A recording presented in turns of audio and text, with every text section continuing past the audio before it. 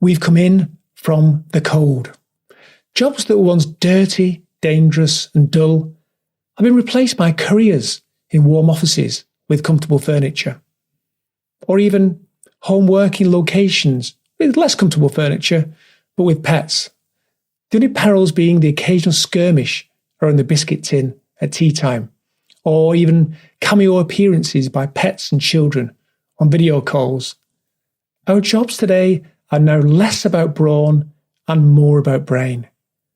However, the story doesn't have a happy ending for most of us, because even in 2021, we're still much more likely to endure our jobs rather than enjoy them. We're more inclined to spread the joys of the arrival of the weekend on social media than we are to boast about how much we enjoy our jobs. Why is that? Black why question, and in particular what we can do about it, is what I want to talk about today. You see, to start with, we're educated well, but not in how to manage our careers. In an already overcrowded syllabus, there's simply no room for career management. And having created swim lanes from education to employment, we provide no education of what to do if that destination isn't right for you, which can be a problem when you recognise that your career will be long and you'll spend most of your waking hours at work. And over the years, even if you stay in the same job, your role is likely to change, as will what you want from work. Because, of course, you will change as well. What's important to you about your work and what you're interested in will change. It's good, therefore, to know that your job isn't fixed. You can change it. You have options. Although, of course, the challenge is that we can't always see these options, or at least not right away. When I was at school, we had metal classes with Mr. Carroll. Like all the best teachers, he was also a great coach. Of course, he had the advantage of an engaging subject. What's not to like about metalwork? You get to play with cool stuff like power drills, white hot fire, and sharp-looking tools.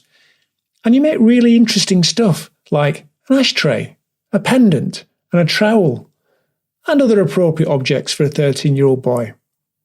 Although my mum, dad, and gran were definitely covered when it came to choosing Christmas presents. And when we were working on our latest creation in metalwork, there would come a time at about midpoint of the lesson, it was always a double lesson, when Mr. Carroll would call time out for us all to reflect on our work.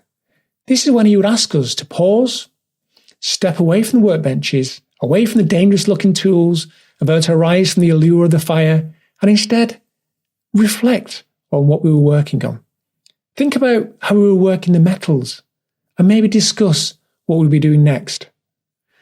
There'd always be some poor soul who had melted their ashtray beyond recognition, and that would be fun. But that reflection helped us to step back from what we were doing and to create space to imagine the alchemy of transformation, from base metals to objects of utility, and to course correct if we needed to. We always needed to. And it's a good discipline. It's also what we need more of in our careers. Sometimes we need some time out, a pause, to allow the space for imagination and, of course, transformation, and to consider our options. Because we all want a career that is fulfilling, enjoyable, and rewarding, or some version of that aspiration. And you probably know that feeling when your day just flows. You feel good about yourself and your work. You're performing at your high level. Such are your feelings for what you're doing. And if so, you know it's during these times when you love your job that you give your best at work. And right now, we have lots of reasons why giving your best is important. Solving the world's problems, serving society, or just helping somebody to the best of your ability. To do the work we love is more likely to lead us to giving our best in that work. That's good for you, but it's good for all of us. Why am I telling you all this?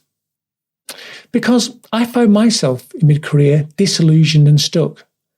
And at that time, I had an epiphany. I now call it my Manhattan moment.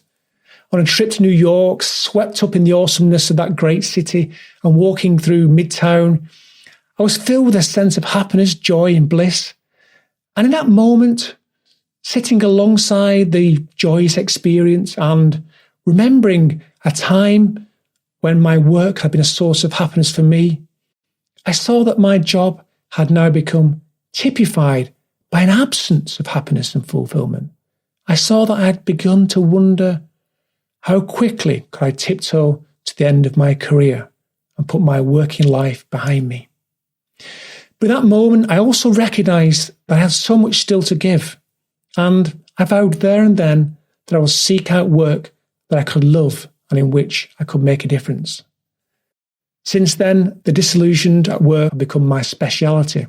I talk to them every day. And I noticed that in wanting to enjoy their work, or find a job where they could do that, the unhappy at work seek solutions to their predicament. Looking at job websites, looking at opportunities, always looking for the answers. But, and this is the crux of my message today, what if we could find career transformation through reflection and asking the right questions rather than seeking answers? You see, we are taught to find answers at school and in business and in life, but we rarely see the merit of using questions. Therefore, it seems obvious that when it comes to our career, using a reflection to ask the right questions is where we should start. Questions lead to the widening of your understanding of the problem. They help you to be creative and devise solutions. Good questions open up pathways in your brain. Answers, on the other hand, build on your internal judgments and maybe even your misperceptions, and are based on narrowing and limiting focus. Two of the greatest questions you can ask are, what if and how? What if and how? These questions are first about imagining what could be. When it comes to the what if question, these are the ones I ask myself. What if I did look forward to Mondays? What if I found my job interesting and enjoyable? What if I was using the skills that I most enjoy? What if I did love my job? These what if questions are meant to jolt you into thinking about alternative ways of working and being. They help you to see what you assume is a fixed reality is in fact, in most cases, a choice. The how question, on the other hand, the second most powerful question, helps you to roll up your sleeves and work out the practicalities. Here are some examples. How can I find a job that I find more interesting and enjoyable? Possible answers I came up with were, make a list of those things that interest you. Or look at industries that you're interested in. Or look at companies that seem fun to work for. How can I find a job where I'm using my strengths and skills? Possible answers I came up with were, make a list of those strengths and skills that I want to use the more of. Look for roles where those strengths and skills are likely to be required. See if I can redesign my existing role to include more of these strengths and skills. You can quickly see that using these two questions, what if and how, you can more accurately understand your current situation. You can see the possibilities for your job and your career and begin to transform the path ahead. So I've said what I want to say. Let me turn to you. What's your what if question? You know, the one you're now dying to ask yourself. And how can you carry out your own work reflection and use questions to reimagine your career? These questions will set you free, point the way to a job you will love doing, and help you to contribute to society and deal with the many challenges of our age.